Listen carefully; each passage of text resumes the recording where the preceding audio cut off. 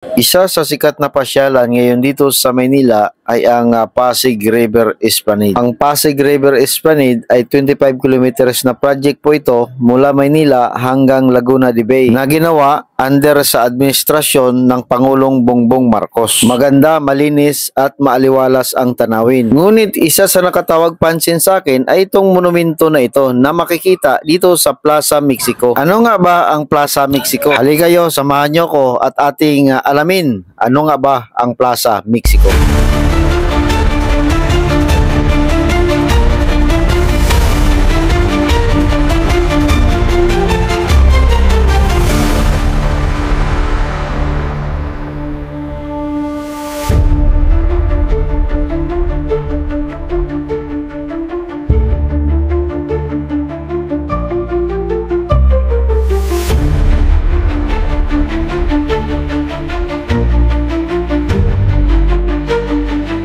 Parang simpleng structure lamang na makikita dito sa Pasig River Esplanade, lalong-lalo na sa Plaza Mexico. Pero alam mo ba na ito ay may malalim na kahulugan, lalong-lalo na sa pagkakaibigan ng dalawang bansa, ang Pilipinas at saka Mexico. Sa kanyang harapan nakasulat ang Port Centenario de la Expedition Maritima Mexico Pilipinas sa katagang Mexican na nangahulugan sa Tagalog na 400 taong anibersaryo ng ekspedisyong pandagat mula Mexico patungong Pilipinas. Ang monumento na ito ay nagpapaalala sa atin ng paglalakbay ni Miguel Lopez de Legazpi at ni Andres de Urdaneta noong 1564 at sa kasaysayan ng kalakalan sa pagitan ng Mexico at Pilipinas. Ayon sa aking napag-alaman na ang lugar na kinakatayuan ng Plaza Mexico sa ngayon ay dating kinatitirikan ng pader ng Baluarte de Santo Domingo. Giniba ng pamalaang kolonyal ng Amerika ang pader ng Baluarte de Santo Domingo upang mapaunlad ang pantalan ng Pasig River. Naging isang